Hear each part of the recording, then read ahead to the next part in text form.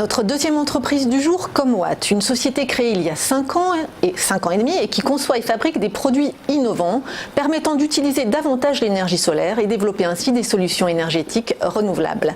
Avec nous sur le plateau ce matin, son président fondateur, Grégory Lamotte. Bonjour. Bonjour. Alors, pouvez-vous nous expliquer brièvement le concept de Comwatt et surtout comment vous est venue l'idée?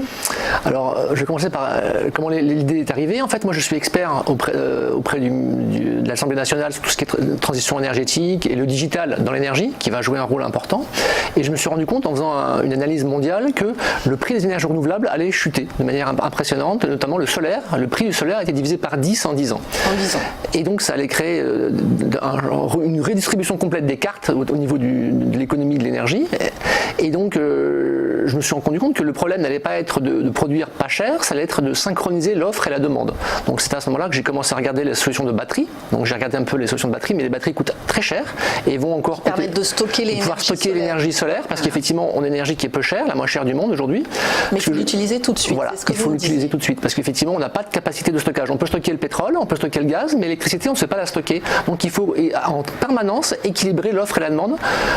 On a uniquement, en France, on a 10 minutes de réserve. C'est-à-dire que si jamais on arrête les centrales nucléaires et les panneaux solaires et les éoliennes, au bout de 10 minutes, il y a un blackout en France. Donc, il faut en permanence équilibrer l'offre et la demande. C'est pas rassurant, ça, dites.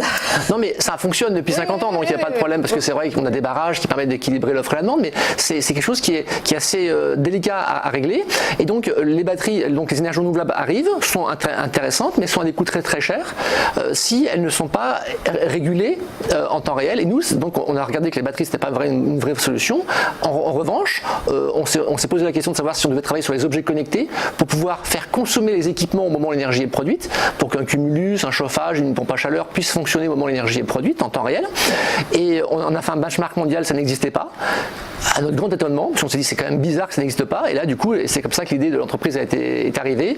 On a créé Comwatt il y a 6 ans pour répondre à ce challenge. Alors vous l'avez un petit peu évoqué, mais est-ce qu'on peut faire un point sur le marché de l'énergie renouvelable en France, ses limites, en tout cas actuelles, et son potentiel à moyen terme? On va vraiment passer à l'énergie renouvelable?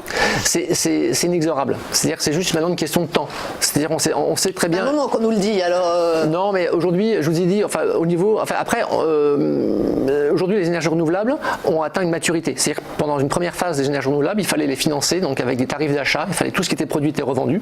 Là maintenant, les énergies renouvelables, pour vous donner juste quelques chiffres, oui. En France, produire avec du solaire sur une surface moyennement importante, ça revient à 5 centimes le kilowattheure.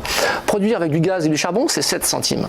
Produire avec du nucléaire de type EPR nouvelle génération, c'est 11 centimes. Donc indépendamment des vertus écologiques des énergies renouvelables, c'est les moins chers, donc la France ne peut pas se permettre de subventionner des énergies qui sont carbonées ou nucléaires, alors que le renouvelable est moins cher. Le seul problème du renouvelable, c'est le problème de la fluctuation, et ça, aujourd'hui, l'ADEME a démontré qu'avec des technologies comme Comwatt, avec des technologies d'offre et de gestion de la demande, il était possible d'arriver à 100% d'énergie renouvelable en France en 2050 pour un coût moins cher qu'en 2019.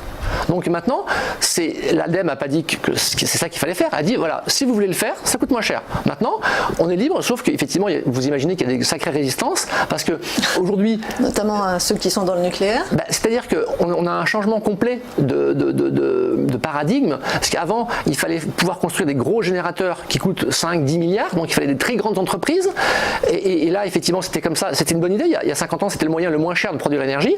Maintenant, en 2019, avec la révolution des énergies renouvelables, et le fait que produire sur place, l'endroit où on consomme, ça évite les frais de transport, et les frais de transport, c'est 50% de votre facture d'énergie.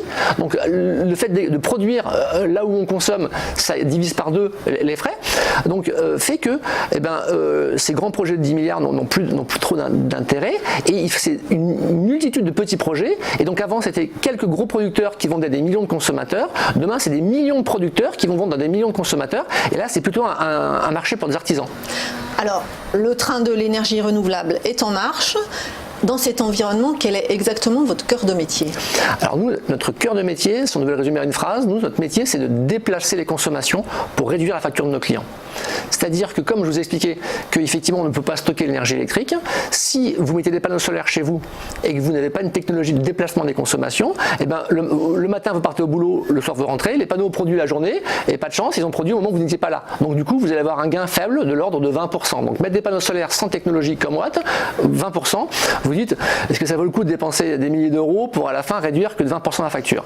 Avec la techno comme Watt, on va gérer vos équipements, votre cumulus électrique, votre chauffage électrique, votre pompe à chaleur, votre frigo, votre lave-vaisselle, de manière digitale, entièrement automatique. C'est-à-dire que vous partez le matin, vous rentrez le soir, et le soir vous avez votre eau chaude qui est faite, il fait bon chez vous.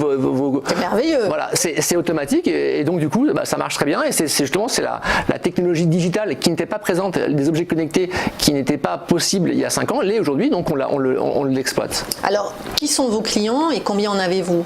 Alors aujourd'hui on a 15 000 clients en France, et les clients ce sont aujourd'hui les propriétaires de maisons individuelles, parce qu'effectivement aujourd'hui c'est parfaitement légal de produire et de consommer son énergie, et tout ce qu'on produit on n'a pas à l'acheter au réseau, donc c'est un gain, et nous donc ça représente quand même 16 millions de personnes en France qui sont dans cette situation, mais nous on pousse au niveau réglementaire pour que tous les Français puissent en profiter, parce qu'aujourd'hui les gens qui ne sont pas propriétaires de maisons individuelles ne peuvent pas profiter des baisses qu'il y a eu dans le solaire.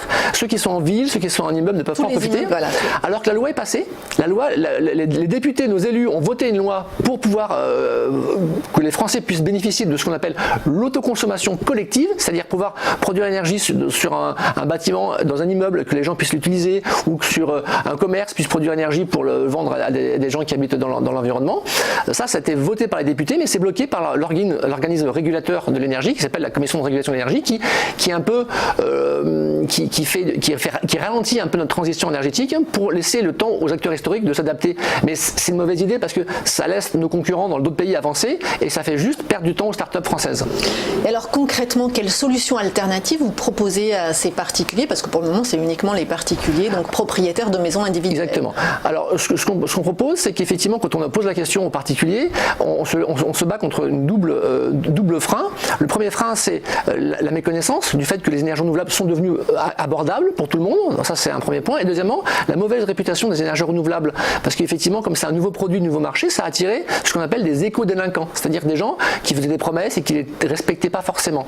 Donc nous, on s'est dit, on a beau avoir la meilleure techno du monde, parce qu'on a eu 14 prix d'innovation, on est numéro 1 en France sur la partie techno, on s'est dit, ça sert à rien d'avoir une bonne techno si derrière les gens disent, oui, mais moi, je vais pas mettre votre truc parce que mon voisin a des fuites, mon cousin s'est fait arnaquer. Donc on s'est dit, il faut qu'on prenne du recul, et donc on a créé comme ça comme Watt Service qui permet, on a référencé, on est allé voir en France 300 installateurs, on les a conventionnés, on s'est engagé avec eux, enfin on a signé des conventions avec eux, eux s'engagent sur un niveau de qualité et à un prix raisonnable, et comme ça quand un particulier vient nous voir sur notre site comwatt.com, on lui fait une simulation en ligne, ça dure 1 minute, il reçoit un rapport de 4 pages, et s'il souhaite, on le met en relation avec un installateur conventionné dans lequel on a vérifié ses assurances, on a vérifié qu'il est sérieux, qu'il a donné ses tarifs. Les tarifs sont standardisés, quoi. C'est parmi les plus attractifs du marché, de manière à ce que tout le monde soit dans un état de confiance, dans lequel l'artisan il sait que c'est son sérieux qui arrive, donc il peut faire des prix plus intéressants, et à la fin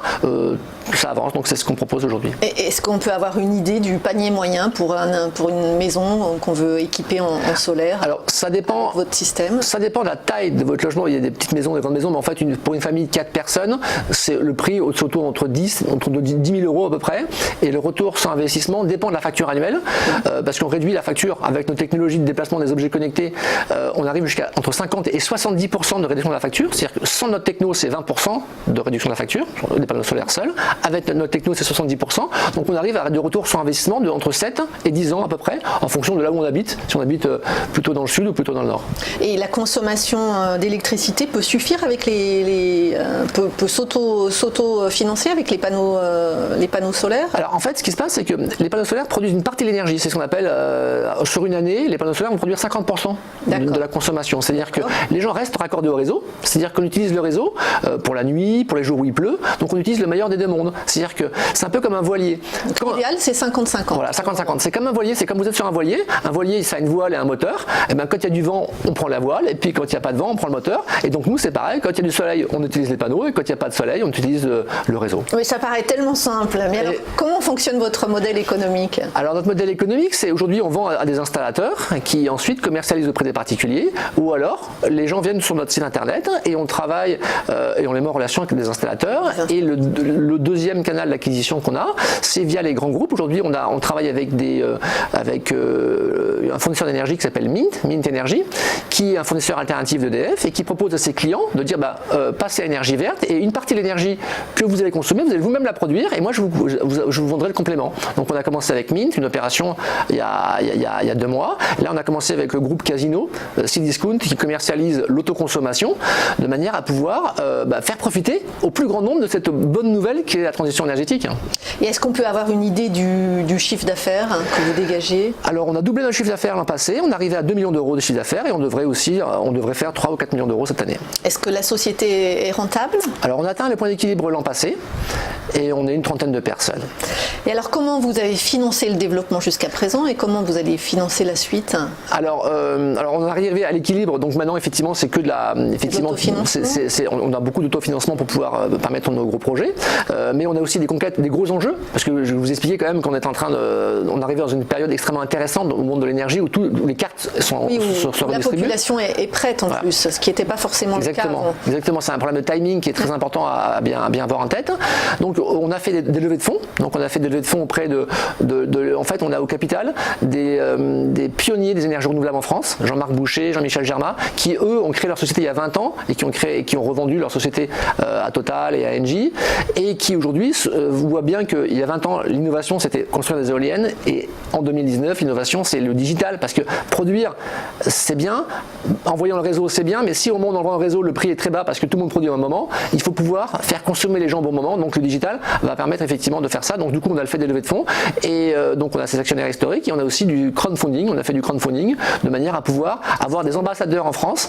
Donc on a 500 personnes qui ont mis de l'argent dans Comwatt et qui sont aussi nos ambassadeurs dans toutes les régions de France pour parler d'autoconsommation. Une levée de fonds participatif, c'est ça? Vous vous adressez à des particuliers qui prennent des tickets dans votre capital. Voilà, c'est ça. Et on a levé 500 000 euros avec des particuliers qui ont mis entre 50 et 30 000 euros. Et alors, quels sont vos relais de croissance à moyen terme? L'international, effectivement, là on se déploie en Espagne, parce qu'il y a une réglementation en train de changer. Donc tout ce que je vous ai expliqué pour la France, ça marche dans tous les pays du monde.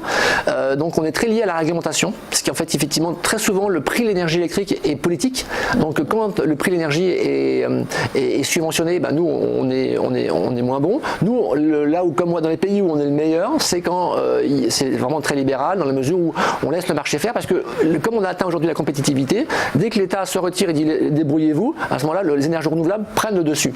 Donc du coup, nous, aujourd'hui, ça se développe extrêmement fort en Suisse, on commence en Espagne, et en Australie, ça devrait commencer très très bientôt, parce que c'est un marché qui est gigantesque. Donc ça va au-delà de l'Europe. Exactement. Ça, on a donc un relais de croissance sur la partie internationale, et puis on est en train d'innover, on est en train de travailler sur des nouveaux composants, on est en train de fabriquer, jusqu'à maintenant on faisait de l'intégration, et là on va développer notre propre carte électronique avec des composants de pointe qui vont multiplier par 20 les capacités de transport d'informations pour pouvoir être encore plus efficace et traiter des sites de plus en plus grands. Et si demain par exemple les immeubles ont la possibilité de s'équiper en panneaux solaires, vous êtes prêts? On est prêts, parce que c'est ce qu'on appelle l'autoconso collective, c'est génial comme principe, c'est-à-dire c'est dans un quartier, les gens vont pouvoir échanger entre l'énergie, comme on échange des emails, on va pouvoir échanger l'énergie, et ça va permettre effectivement de baisser la facture des citoyens. Et deuxième point très important, baisser les frais de réseau, parce que ce qui coûte cher au réseau, c'est quand les gens consomment tous au même moment, et ça fait des pics, et aujourd'hui les réseaux sont dimensionnés pour quelques heures par an. Demain, grâce au digital, on va pouvoir lisser l'offre à la demande et éviter les pics dans les réseaux, et donc réduire les investissements. Donc on travaille avec RTE, et on estime pouvoir réduire les frais de réseau de 20 à 30% d'ici 20 ans. Finalement, la technologie au service de l'écologie. Exactement. L'écologie heureuse et pas punitive. Un vrai programme. En tout cas, on vous souhaite du succès dans votre entreprise. Merci Grégory Lamotte, vous êtes président fondateur de Comwatt. Merci beaucoup. Merci.